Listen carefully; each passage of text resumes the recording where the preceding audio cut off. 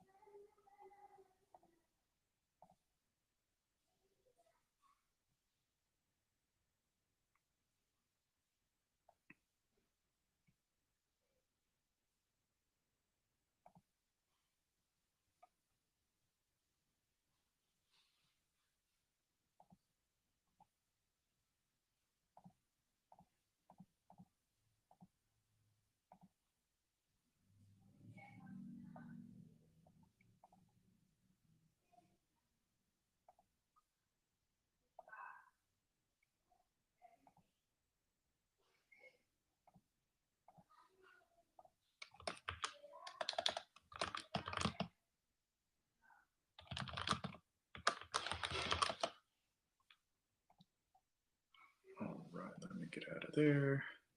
Hello, everyone. How's it going? So let me see here.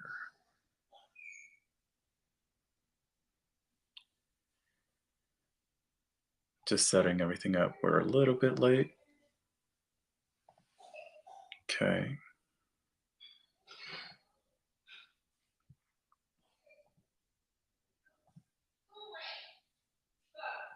Uh-oh. Someone's in trouble.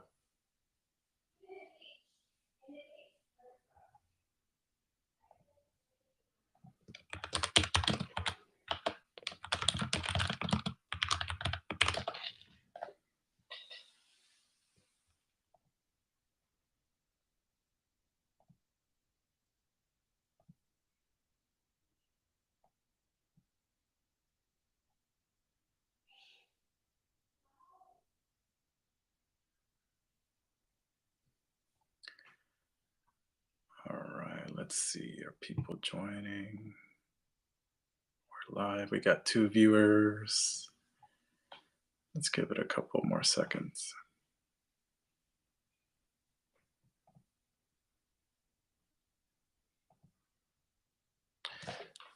Hey guys. So this is our first time ever doing this. And I keep hearing myself. Depends on your computer, Laura. So the question was, do I need to upgrade my hardware to switch to Windows 11? It depends on the hardware they have.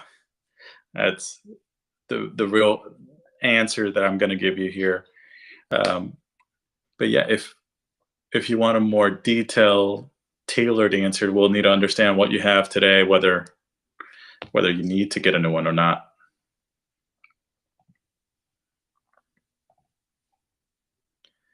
All right. So let me get situated here.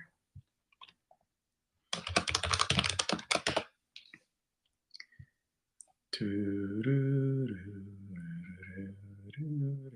we got to get this ready. And what we're going to do today, as everybody starts to join, and as we don't have any questions, I don't just want to sit here and not do anything, right? So while we wait for questions to come in, we are going to go through a Windows 11 installation. I'm on a Mac, so I'm going to do a Parallels virtual machine of a Windows 11 machine on my Mac, and kind of walk through essentially an unboxing of a brand new Windows 11 machine, and then how do you set it up? What do you do? How how do you operate Windows 11? We have a lot of clients and people that we help with that are still learning Windows 11. I mean, there has been so many changes from Windows 10 to Windows 11, not only visually, but also architecturally on the background. So that is what we're going to be doing today. Because I like to do something. I can't just sit here and wait for questions to come in. I know that this is going to be the first. This is the first episode, and we probably won't have as many people and folks inside of our chat today. But don't be afraid. This is a reminder that this is a live stream for you guys. So this is for us to answer your questions. It doesn't have to be Windows 11. It can be about absolutely anything, any technology question that you might have. Please feel free to join the conversation and to let us know. I'm setting up our Instagram.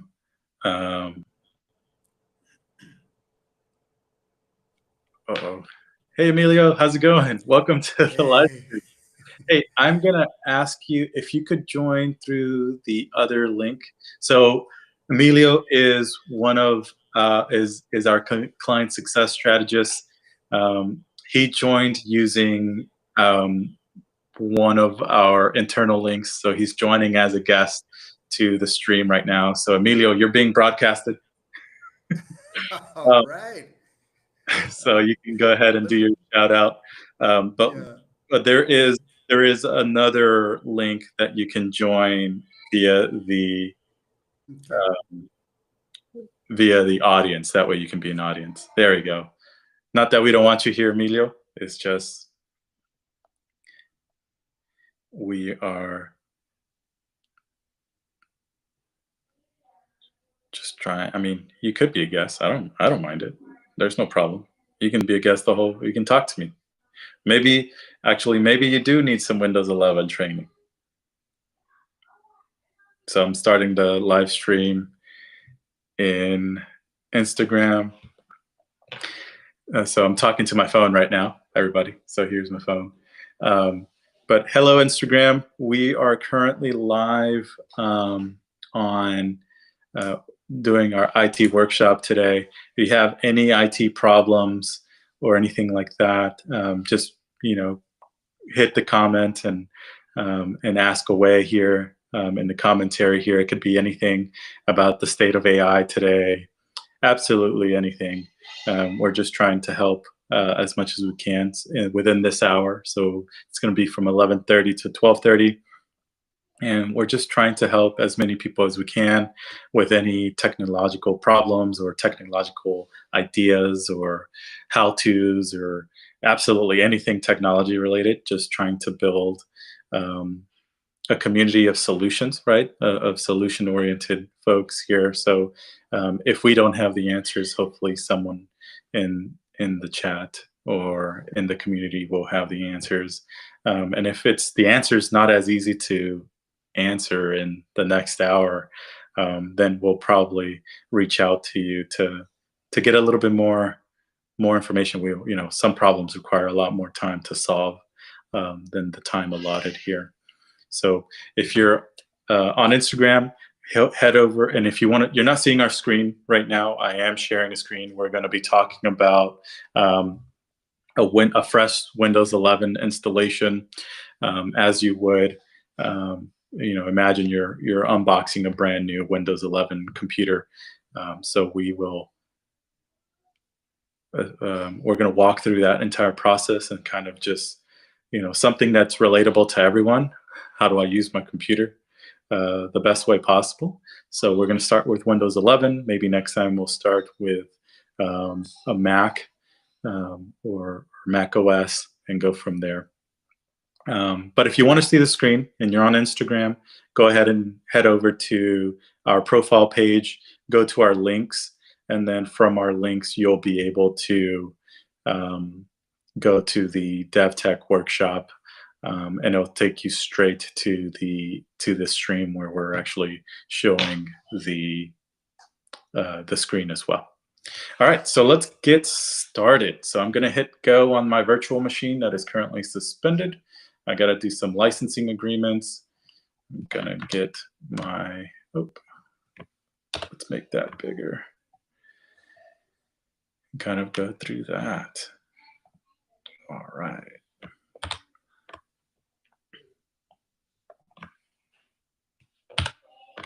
Cool. All right.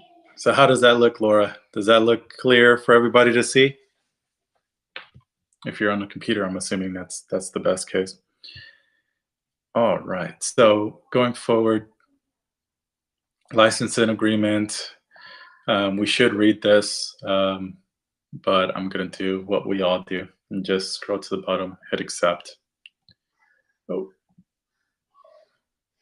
here we go. So now it's taking us through Windows 11. It has essentially my desktop here, as well as I would have it on my Mac machine. And so when you first launch Windows 11 and you're doing the installation, it's going to prompt you through some things. You just answer them. It's going to want you to log in to your Microsoft account, things like that. And you just put in an email and go from there. But now this is our Windows 11 screen. I'm actually going to see if I can change the display settings to make we'll go through that later. We're going to scale this out. We're going to make the display resolution a little bit smaller so that we can all take advantage of this. Let's scale this out. Let's do 100% scale. Let's make all the text a little bit bigger so that we can all read it. There we go. Let me go to accessibility. Oh, I should probably, the first thing we want to do is make some changes to our screen. So let me explain that, right? So text is a little bit small. We want our icons to be bigger. How do we modify that? Let's hit, thank you, Laura. So let's change that, right? So I'm right-clicking on the middle of the screen, clicking the right click. Now go to display settings. And then from here, you can go to this scale and layout. What I wanted to do is do this display resolution, but since I'm doing a virtual machine, this is a little bit finicky because it's trying to do the display, the window of the virtual machine on top of my machine. Not to confuse anybody, this is the way you would traditionally do it, is probably adjust your display resolution so that everything that is being displayed on the screen is set to that resolution. So if you make this smaller, it should make everything else a little bit bigger. But for now, I'm going to keep the display resolution as it is. And then what I'm going to do is, because I'm on a big screen, so what I'm going to do is go to this scale. And then now here's where you can do some custom scaling. You can play with the text size here. So now if you want to make the text sizes smaller or bigger, you can do that there. So I'm going to make it, let's do 190%. I'm going to hit apply. And as you can see, the text is now there. Now, what I want to do after that is change the icons to be a little bit bigger. Let's see if I can do that here. Taskbar settings. So what I did was go to the taskbar. So this is called the taskbar here below. You can go to there, hit right click, taskbar settings. This settings account is going to pop up, and we're just going to navigate through and see what we can do here. Task view widgets, of course. Oh, so I need to actually activate my Windows PC in order to personalize it. So man, they've really gotten to the nitty gritty of this. So I'm just gonna leave it like that for now, and kind of keep moving forward. So you can see these icons. At the far left, you have these widgets that you can play with. This is gonna be, you can sign in to adjust that. Now it's in Discover, so it's just showing you some news. So you have these other widgets, and then you can actually play around with these widgets, right? So you can discover new widgets. What I did, I hit this key right here for settings. You can personalize them. You can change the notification settings, right? Show notification badges on the taskbar, show announcements on the taskbar. So both of these are on. You can also have multiple languages. So for example, it's going to time and language here, language region. And so right now I only have one language pack. So it's English United States, but we also speak Spanish, and we provide services in Spanish as well. So we can come in here and search for Spanish, and the one that we want is going to be the one that has all of the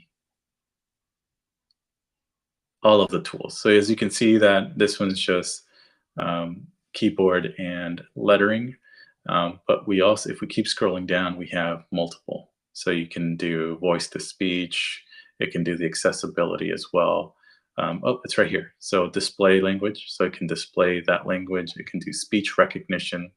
It can do text to speech and handwriting. So we want to, if we're pretty prominent in this language, then we want to select the language pack that has all of these features so that we can get the most out of our computer, right? So I don't necessarily speak Spaniard apps, or don't speak Spanish from Spain. It's going to be more closer related to America Latina or Latin America or Mexico. So I'm going to select this Mexico language pack and hit next. I am not going to set it as my Windows default. I'm going to let it be secondary, and it's going to download some other stuff into the stuff. So now it's installing. So now you can see it's downloading and setting up the language pack. It's also downloading that speech recognition. Can you run Android apps? In what sense? So there is a marketplace. There's a Microsoft Store here that you can search for through the marketplace here. So you can see that the first thing that's going to pop up is games. Then you have these apps here like PDF, right? PDFX. Yeah, so you can have Microsoft. You can go to the Microsoft Store and you can look at the games. Something that Microsoft has as well from a gaming perspective, Laura, is they have their whole Xbox, right? So Microsoft owns Xbox. And so there's a whole Xbox platform here as well that we can potentially tap into. I think it used to be installed automatically when automatically on Windows, but it seems that is not the case with Windows 11. They do have the game bar still, but I don't see the Xbox portion there, so maybe I have not. So I'm launching Microsoft Edge here. So this is the icon for Microsoft Edge, you would want to sign in and sync data with your Microsoft account. That way you can have all your browser history, etc., all synced there. I'm going to start without my data. Just going to start it naked. You can import using browser data from Google. So this essentially is going to, you log in with your Google account and it's going to import all of that Chrome browser data. I'm going to go ahead and skip this as well from that perspective. I'm going to go ahead and say confirm and start browsing. So this allow Microsoft to save your browsing activity, including history, usage, web content, and other browsing data to personalize Microsoft Edge.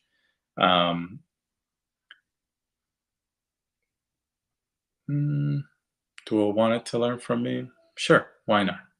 Yeah, I have nothing to hide. So once you launch Edge and you go through that signing process, maybe this is your 10th computer and you don't want to, you've been through that already. You just want to log in, start using it. You know how to use the browser already. You just want to log in and go. You would just sign in and get it over with. It'll skip this portion as well, because the value of logging in and signing into a device or logging into an account or a Microsoft account or migrating from Google is that all of these settings that I'm about to set up right now, it's going to save it to that account. So from here, we have the horizontal layouts here. So you have this traditional layout at the top. So if I create a new tab, it'll be there. Or you can do it at a vertical. This is how I kind of like doing it as well, to be honest, at least for Edge, because it's a lot easier to read what are all the tabs. And I always have I'm horrible at this. It's a bad habit. I only work as you go. Only have the tab opens as you go, because each tab is a resource that's being used from the computer. And so essentially each tab is its own little browser. The browsers have gotten a lot better where if you're not active on a tab, it minimizes the resource and stuff like that. But it still keeps it ready because it doesn't know when you're going to come back to it and launch it again.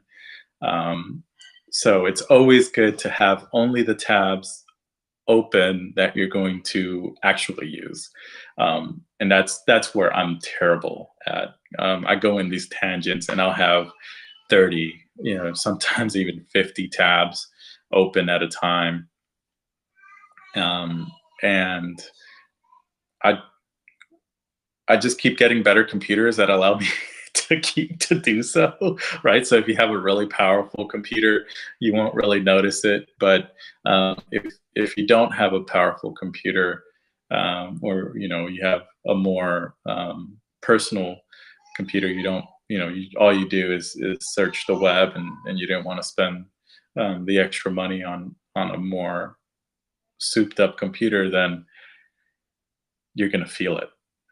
You're definitely going to feel it, especially in a work environment. I have a lot of clients where it's like, my computer is so slow. And then we go and remote into them. And it's because they're doing the same thing that I'm doing. They have like 30 or 50 tabs open.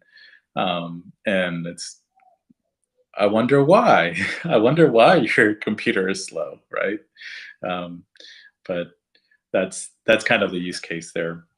I like the vertical because since I usually do have a lot of tabs open, it lets me not only minimize it, but it also lets me see at a glance which tabs there are. Because when you do it at a horizontal level, it does become a lot harder to see which one's the one I'm looking for, right? So if I were to go back and switch back to this vertical one, I can hover back over here and I can see the names, which ones. I can scroll through it as a list rather than looking at it horizontally. So that's why I like the vertical. Then you can choose system default, light or dark. I personally like dark mode just because I look at a screen all day and it's just a lot easier for me to, the contrast is just better for me, especially as a developer. And from that perspective, it just feels a lot better. And then you can also pick a theme. So I'm going to do dark and stormy and then hit next. And then select websites to pin to your taskbar. That's just one aspect of that. I don't really use any of these. I would just use my bookmarks, and I'll show you guys how to do that in a second. So I'm gonna hit finish, and then now this is going to be my defaults. So that's kind of the browser, right? A lot of the reason why you would use a computer is for a browser. There's so many browsers nowadays. There's Chrome, right? There's that Google Chrome, which is Google's browser, and you know it has this thing. I'm a geek out now. Here's a little technical talk here. Edge and Chrome are actually built on the same kind of like Chromium engine. So I don't even know how many of them are actually built on Chromium. So just gonna Google, right? It's Edge, so it's gonna use Bing. So what browsers are powered by Chromium?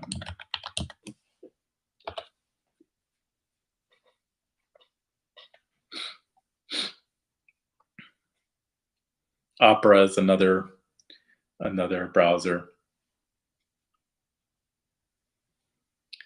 And they all say they're the best, and I'm pretty sure everybody has an opinion on which one's the best.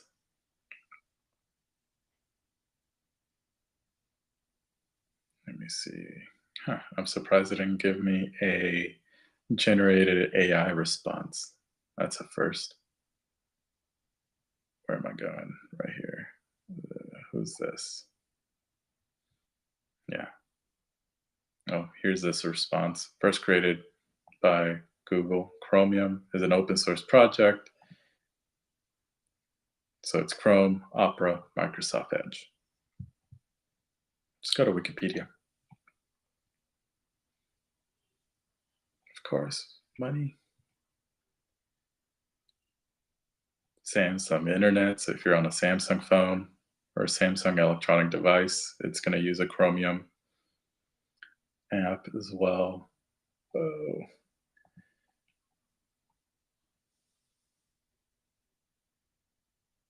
So anyways, Chromium is kind of what powers a lot of the browsers, or a lot of the most popular browsers, right? When they're all building on top of it. Makes sense. One unified code base. They update Chromium. It's kind of a building blocks of continuing to build the same product, and everybody kind of just builds it their own way. But the core of it is the same, and they'll collaborate on the resources on that. So one of the ways that the technical things are just really just democratic in nature from that perspective. The open source projects are just all of these companies coming together, or developers coming together to build something together that is going to be beneficial to all. So that is, oh, why was I going to Edge? Xbox. Duh. Sorry, Laura.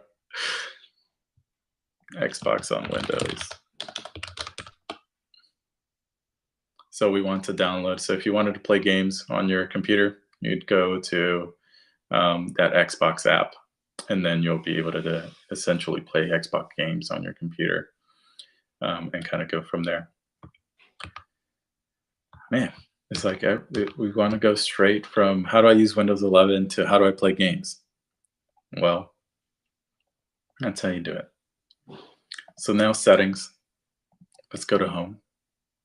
I do have to sign into an account here. We can do some Windows updates. If you sign into your Microsoft account, it'll help you download your Microsoft Office suite. So you'll have Word, Excel, PowerPoint, etc. We've already talked about the language and region portion. Oh, one thing we didn't do, we didn't come into the language and region portion and talk about the time zones. Where do we change the time? So we got the language packs in, so now we can do Spanish and English.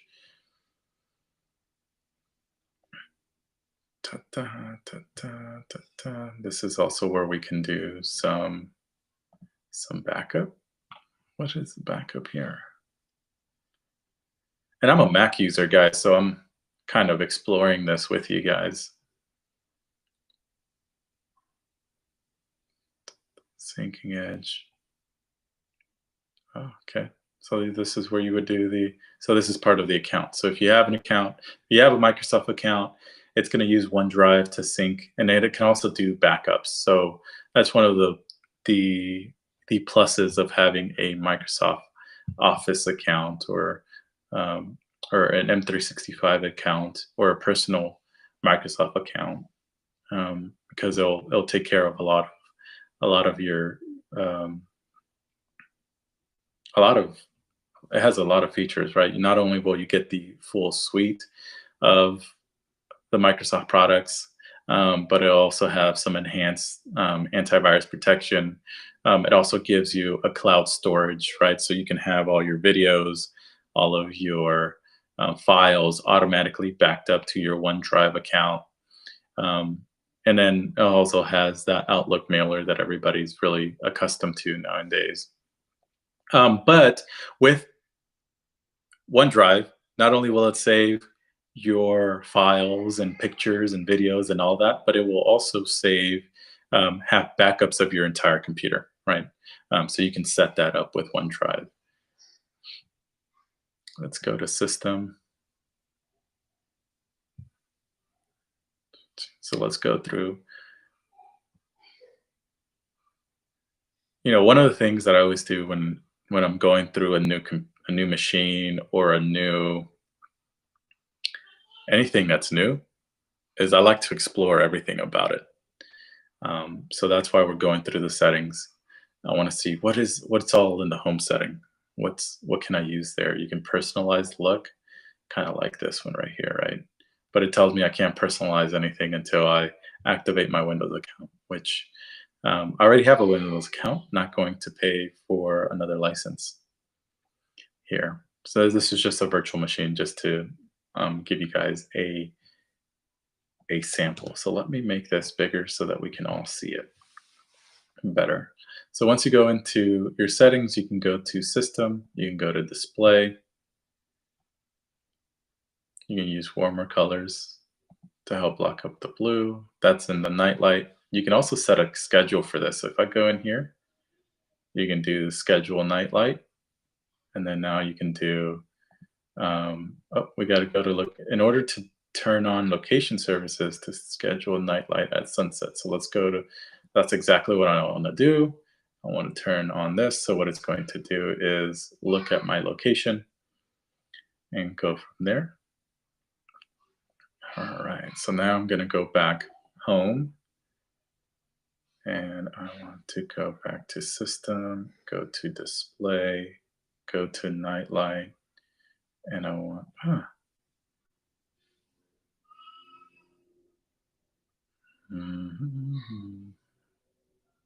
Did I not do it? Allow ops to access your location. Let desktop access. All right, perfect.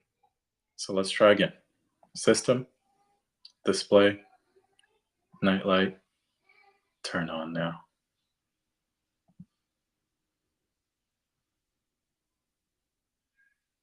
You can play with the strength. And it'll just get a darker yellow hue. So that's Display. You can set some color profiles.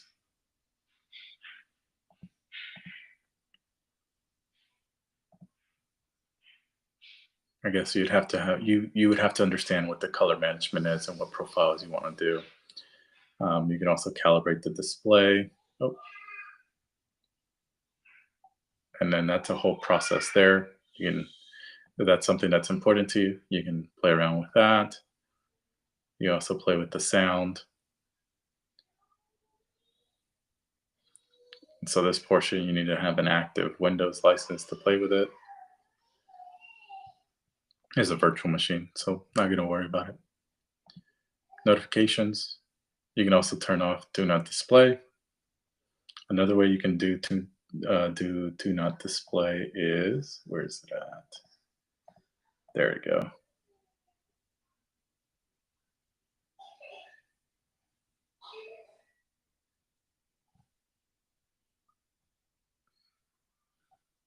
Should be here. Let me see.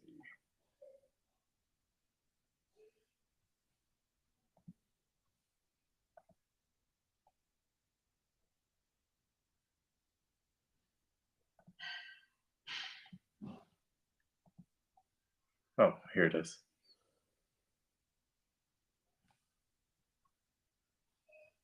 You can turn it off there.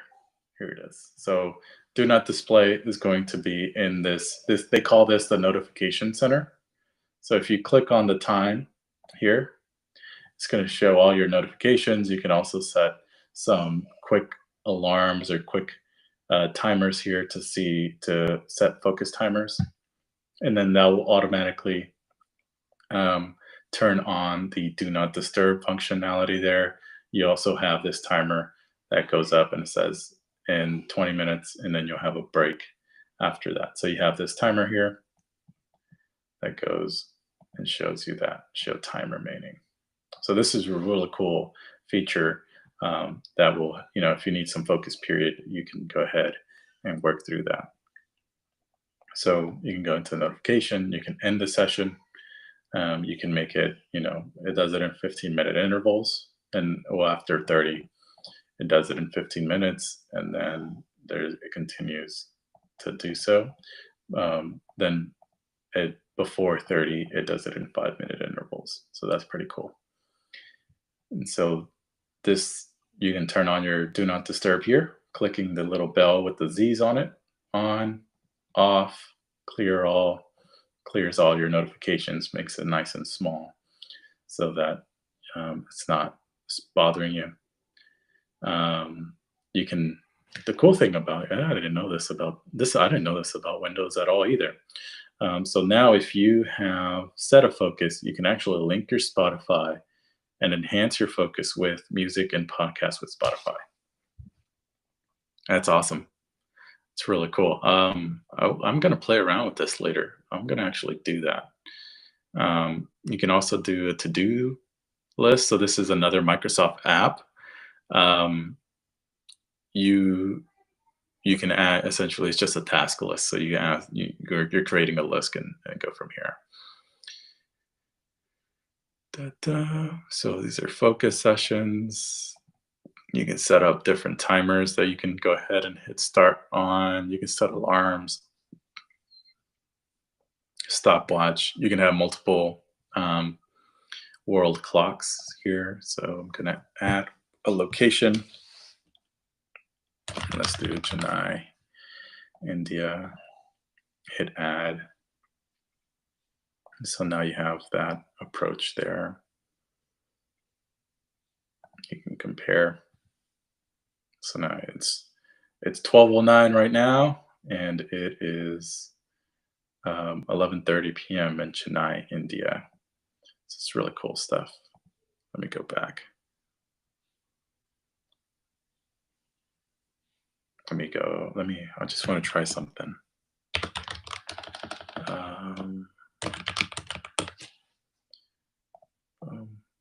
Boom. So now you can see the times. So 12:10 right now, 2:10 in Caracas, Venezuela, 11:40 in Chennai. It's really cool stuff. You can edit the clocks if you wanted to. I don't know what you could edit. The time is time. Oh, you can just remove them. That's what that edit does. Cool. Settings. What are the settings for this? So focus periods, adjust the length of your focus timer breaks to fit your needs. And you have focus period to be automatic. Break periods 5 minutes. So you can hard code the focus periods. I'm not sure what the automatic does. What does that do? Let's Google it real quick. Windows focus periods automatic. What does it say?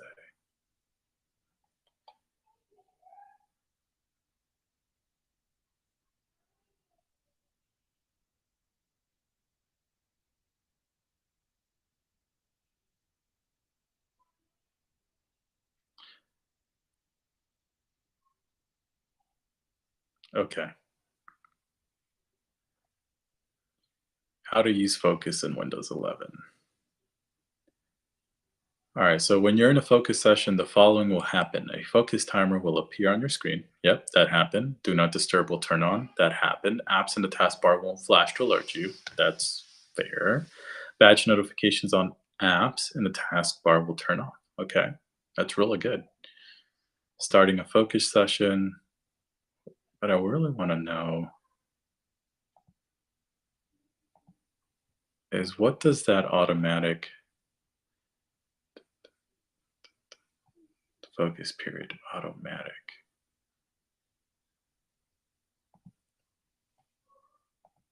What does that do? If anybody knows, man, I have a burning desire to figure that out.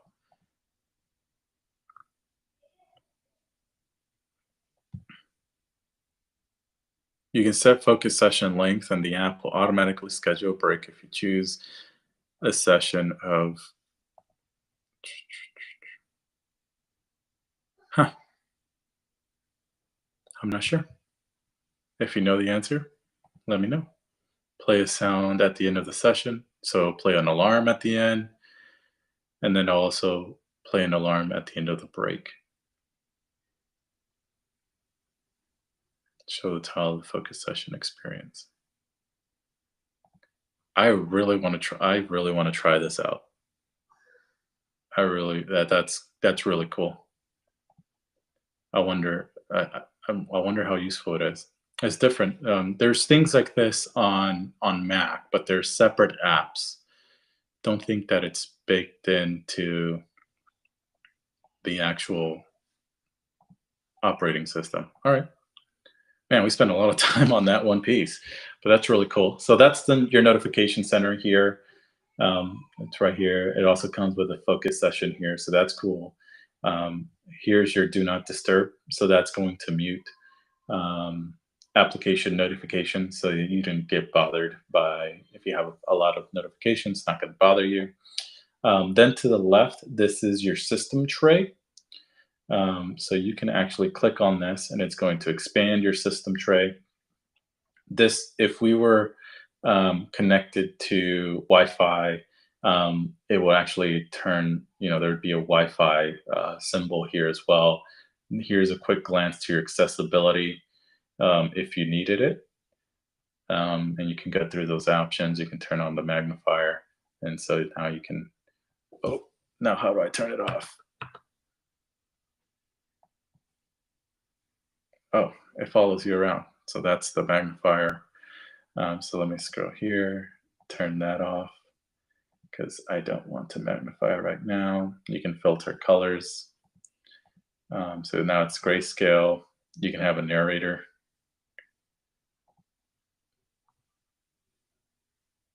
And so that's for accessibilities. That way it'll narrate everything that's on the screen. You can also have live captions. Let's see. I don't know if my microphone is set up over there, but it's downloading that. So it'll just live caption everything that's happening and filtering through your screen. Some good stuff. This is for accessibility. And you can look at all more accessibility settings here.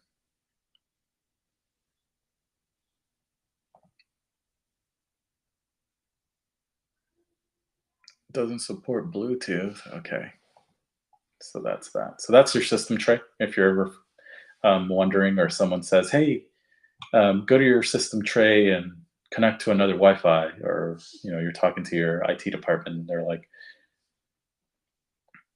"I need you to turn it on in energy saving mode," or "Check your displays." Well, you can go to your system, you can go to wire display, and you can see what other things or what other options are there. Or if you need to project, you know, if you have multiple displays, you can duplicate the displays, you can extend the displays, or just use the second screen. And then also, so this is kind of like a quick settings bar. You can see if you're on a laptop, you can see your battery percentage, you can control your volume here. And then this button is going to select the output. So now if you have multiple speakers selected, you can actually select which speaker you want to actually output that sound. You can mute your sound here as well.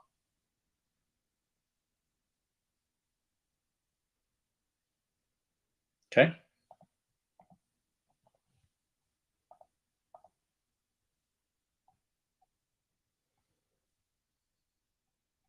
Sorry. Sharing nearby. Don't know what that means, but yeah. So that's the bar. You can change your language here as well. So I can quickly change to Spanish if I wanted to. And it'll also change your keyboard layout. Another way you can do that, if you have the Windows key on your keyboard, you can actually press Windows key spacebar, and then it will automatically switch to the next keyboard layout. So you can quickly switch between English and Spanish. Okay. So so on the left-hand side, we have our widgets. On the right-hand side, we have our notifications. We have our system tray. We have our keyboards, our language options.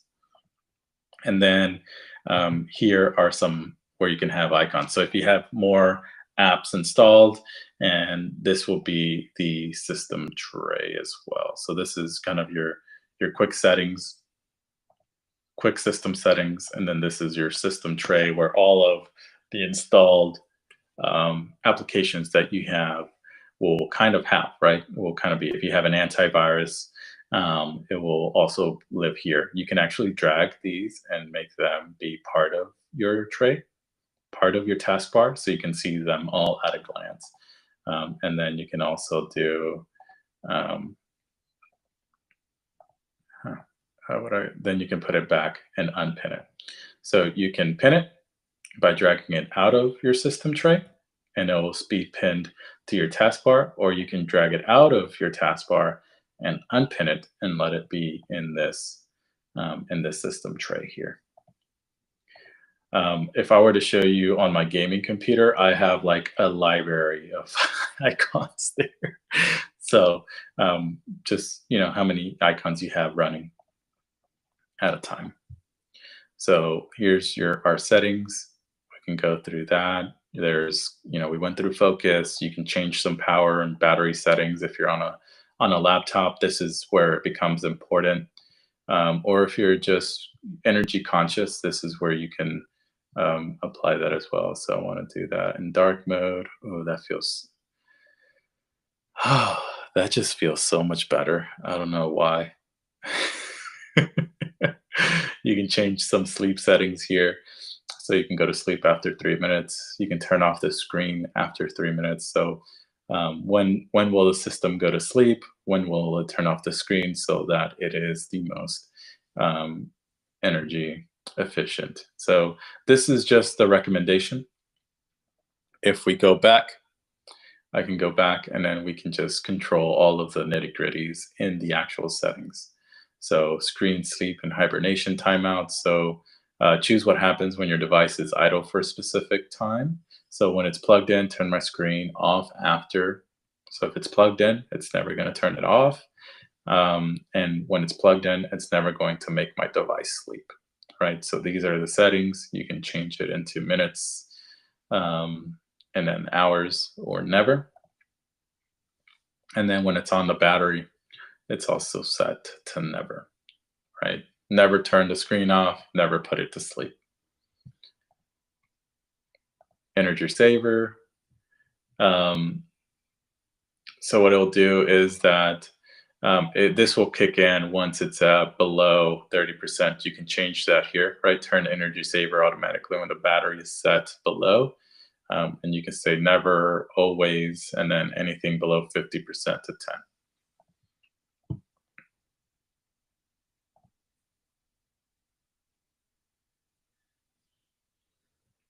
All right, so then you have your battery usage, which is just kind of just an analysis of what is your, what are you using your battery for? What's using the most of your battery? And you can check it out here. If you feel that your battery is dying way too quickly, um, then this is where you would want to take a look and see what is using the most of your battery, and then you start asking why is that application using the most of your battery, and then you go from there. Some power button controls. So plug when the power when it's plugged in to the charger, pressing the power button will make my PC shut down, sleep, hibernate. So this is what you can change here. When it's on the battery or when it's not plugged into the power, press the power button. Pressing the power button will, and then same settings here. So that's really cool that you can control that now. And then there's some support documents here so that you can um, once you click on that, it will actually send you to a Microsoft support. Actually, in this case, it just Bing searched it for you. I'm surprised that it did that. Microsoft, if you're watching this, make it go to your website or something. I can just see that being an issue. But anyways, if you're using Bing, it'll give you. I guess they're smarter than me, right? So they're just hoping that the actual response from the generated AI responses can actually tell them some brief overview. But I don't know. I just feel a lot more comfortable it coming directly from a primary source, like an actual help document. But that's just me. All right, so that's the power options. What else? Storage. What's taking up most of your space? You can look at the categories. You can see, what's, you know, seven 7 gigs of is being taken by installed apps, and then you can look at what's going on there. Let me go back to storage. So this is just to see where's all your space being used from. You can show more categories. You can go from there. Temporary files. You can remove some of these to save up some space. Wow, that was a big Windows update. We can clear that up and save almost 11 gigs of space there. So if you need some more space, this is the spot that you would want to come look at. Cleanup recommendations. We can clean up over 5 gigs, and we can see older files, recent files, etc. Oh, that's pulling from my Mac machine as well. You can have backup options. What are the backup options that we have? So it's only available if you're using a Microsoft account. So just remember when I said that you want to use that OneDrive sync, and that also allows it to back up. You need to have a Microsoft account to do that. Let me go back to system. So that's storage. You can analyze that to see where all your storage is going. Nearby sharing. This is kind of Bluetooth. This is also a security, at least from a security side. You want to be careful about this. We have my devices only, everyone nearby. You probably don't want to leave it as everyone nearby for too long. Just security perspective, right? You don't want to start receiving files and accidentally accept them from random people. That's how you get infected with things. um, you don't want some technical STDs here, right? So my device is only, that I would say that's pretty fair. Um, but what this is doing is probably going to use your Bluetooth service or something like that to, so that you can easily share files between um, devices. It's very similar to Mac's AirDrop. So we can rename our computer and say EB DevTech Workshop. Oh, there's a limited amount of space. Let's just leave it like that.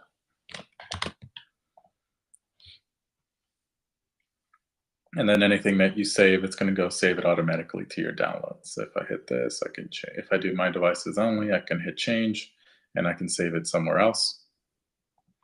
But I'm going to leave that off for now.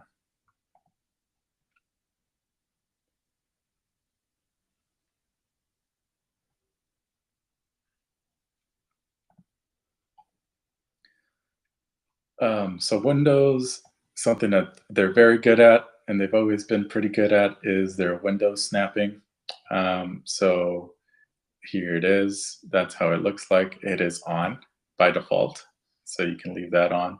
And then it also has some settings here that you can play with. You can adjust that as you want. So if you go to the top, it'll do a quarter, bottom quarter. If you just do all the way to the right, it'll do right half, same thing for the left. And then the top, bottom, there it is.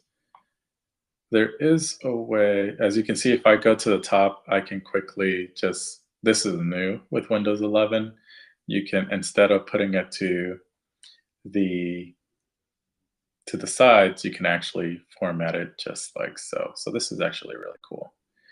I would use this section so much. I would have all my chats and things like that on the sides, and then whatever I'm actively working on in the middle. That'd be really cool. That's actually a really cool feature here. And then you have similar apps on Mac side too. It's called, it's not native to the operating system, but you can get it to work the same way. Show tabs for maps when snapping or pressing Alt-Tab. So if I do Alt-Tab, you get this screen here, right? So that's on your keyboard. You press Alt and Tab together, and then you'll see some tabs. Let me actually open up some more windows so you can see what that looks like. So now I have some multiple windows open, and so now if I do Alt-Tab, you can see all of the applications that are on the machine. So you can click on it. So if I do Microsoft Store, it's going to bring that one to the front. If I click on Edge, it's going to bring that one to the front. If I click on Settings, it's going to bring that one. So that's another way that you can quickly sift through things and go from one page to another, or from one application to another. You can also close them. You can see if I go hover over applications, if I leave. So one of the things that I'm doing is I'm clicking Alt and Tab, and I'm leaving Alt selected, because the moment that I let go of Alt, it all goes away. So Alt Tab, leaving Alt pressed down, leaves this window open.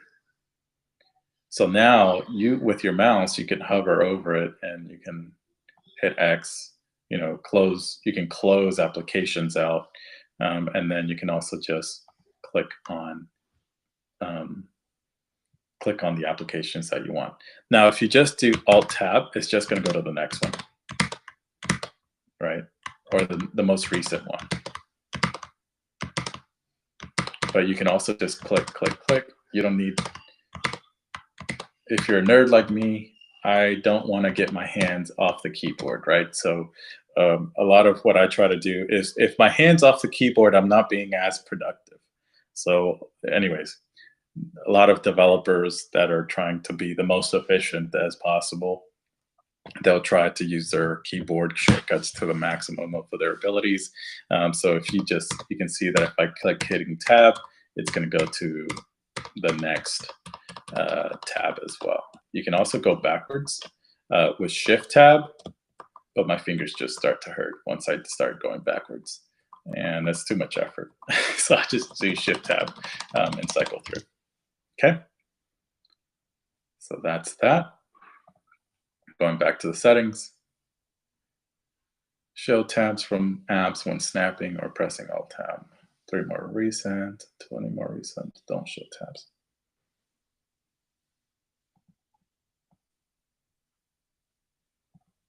Desktops. You can have multiple desktops. I've actually forgot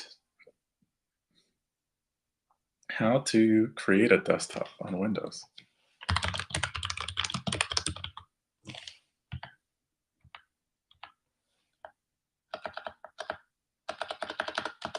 Let's look it up. Windows 11. So Windows, it's saying Windows. So I'm going to create a new desktop for this. Let me see what it's going to do. So Windows key, Control and D. If I do that, what does it do? Maybe over here? No?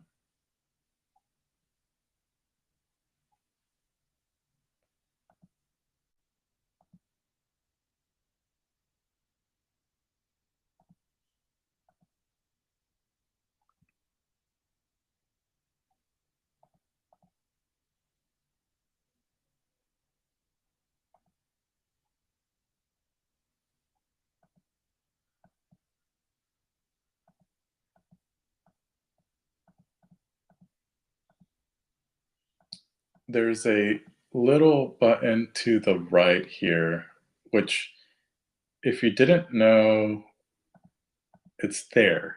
And it is a button.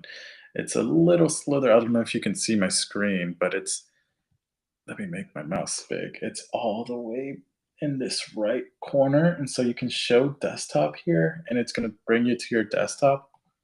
I wonder if we can do new. What I'm trying to show you guys is how to have a multiple desktop.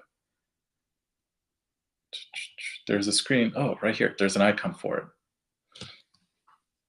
Awesome. So that's something that's newer with Windows 11. If you hover over it, it's going to show you all of the desktops that you can have. You can have multiple desktops. And what you can do is switch between them, right? So let's say you have one monitor, right? And you want to work on multiple things, or you want to have multiple screens at the single time, but you only have one monitor to work with it. So you can actually create those screens. So I can have a browser on one, right? So I want this one to be over here. I want the desktop 2 to have that, and actually if you hover over it, you can see what's on what, right? So, and then I want settings to be on my third desktop. So now I have 3 desktops. The first desktop is going to be for the browser, the second desktop is going to be for Microsoft Store, the third desktop is going to be for the settings. And so now if I click on this and I go here, so now I can go browser, right? Where's the browser? There it is. Now if I go to desktop 2, it should be the store. So it's minimized, but now it's there. So if I go back to desktop 1, the store is not here. The store is on desktop 2. So now you can see it there. If I go to desktop 3, then you'll see that I have the settings here. So now I have settings, I have store, and I have desktop. It's really how you can work through that. You can also have different backgrounds for each of them. So if I go to desktop 2 and I want to change the background, show more options, personalize backgrounds. Oh, I'm not active, but you can have each each desktop have their own backgrounds.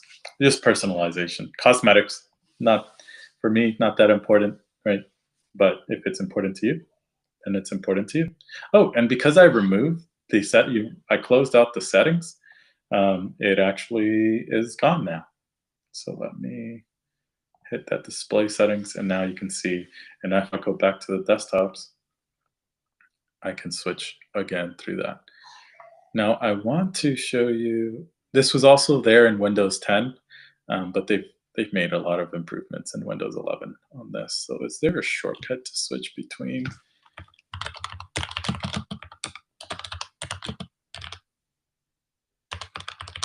desktops? Let's see, in Windows 11, there should be, I'm all about shortcuts, guys. All right, so there is a keyboard shortcut. So if I want to go to the first desktop, I will do, I mean, you can switch using the Alt tab, right? Well, no, I can only Alt tab within this desktop. So if I have multiple applications in this desktop, I can use the Alt tab. But now if I do Windows Control Left, I can switch desktops. So left goes right, and I'm at the furthest left, so I can't get any more left than this desktop. And if I go right, I can go to desktop 2. If I go right again, I can go to desktop 3, and I have no more desktops there. I wonder if I do up. No, that's it. And that's how you can use the keyboard shortcuts. I'm pretty sure that there's some touchpad gestures if you're on a laptop and using touchpad gestures. On a Mac, there's actually so many gestures you can do on the touchpad, so I'm assuming it would be very similar on Windows.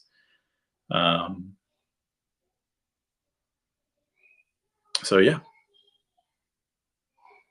So that's how you switch between desktops. Using the Windows key and the Control key, you can switch between them, or you can hover over the icon if you're using a mouse, and you can do that. All right. You can also create a new desktop there. Cool. I'm going to be such a better Windows user now. So going back to settings, let me bring this back to full screen, and let me go to any questions. Let me check the chat real quick. Any questions that we have here? Guys, I know we're doing a Windows 11 kind of run through of how to use the operating system. But we're open to any types of questions. Doesn't have to be Windows. This is an IT help desk session. So think about it as an open office hours in college or university. You come here with your tech problems, and we'll try to figure it out within the hour.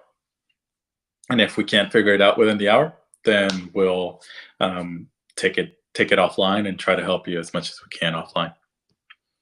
Within reason, right? If it's a huge project, we're not going to build a whole application together, but we can build an application. But we'll talk about that offline. So that's multitasking. So that's the desktop piece. So now if we go back to the multitasking desktops, on the taskbar, show all the open desktops, only the desktops I'm using, or you can show on all desktops, show all open windows when I press all tabs. Okay, so this is where I can change it. So on all desktops. So if I am in settings and I hit Alt tab, and it's going to take me to desktop 2. If I go to the Chrome, it's going to take me to desktop 1. So that's the setting here. So now you can limit your Alt tab between all desktops or just only the desktops that I'm using. So that's really cool. I'm actually going to leave that on. When I go on my gaming computer, I'm going to actually change that back to on all desktops on my gaming computer, because that's going to be efficient. I hardly ever use desktops on my Windows machine, but now that I understand this a lot better, I'm going to be using that a lot better. Title bar, Windows shake. When I grab a Windows title bar, shake it to minimize all under windows. Let's try it out. What does that look like? I don't have any other windows over here. Let me open some stuff up.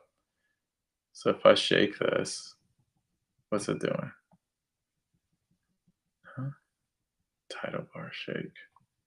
Did it do anything? I don't know what that means. When I grab Windows title bar and shake it, minimize all other windows.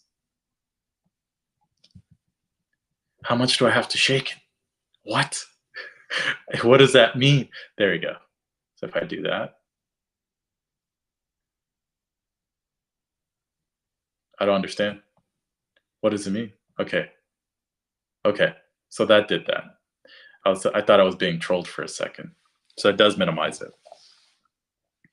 If you're on Instagram, if you go to our profile, we're actually sharing the screen on a Windows 11 run through, but it's not limited to just Windows 11. This is an open IT help desk office hour, as we want to call it. So it's open to anything. Any questions?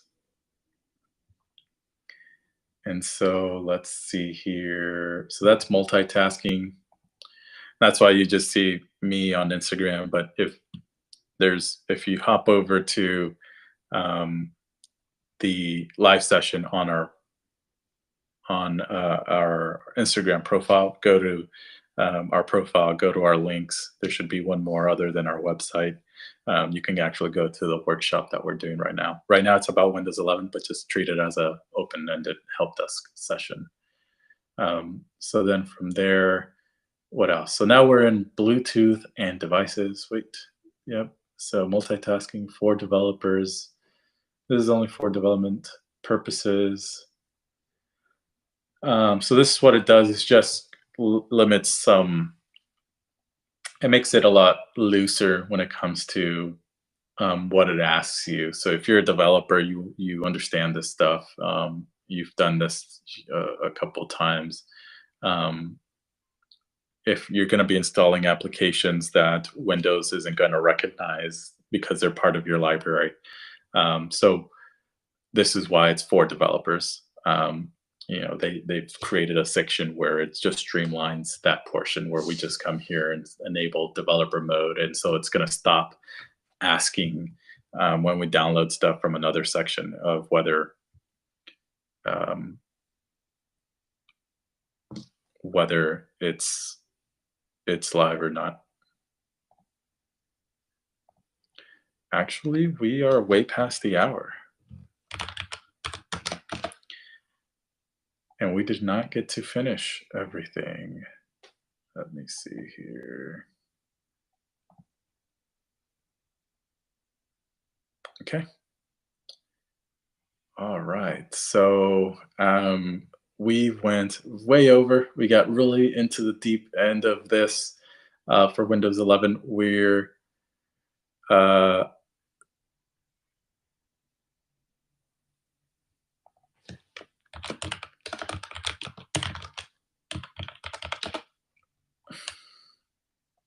um,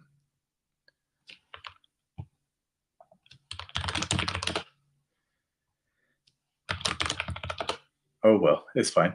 Um, so I got way too distracted, way too entertained.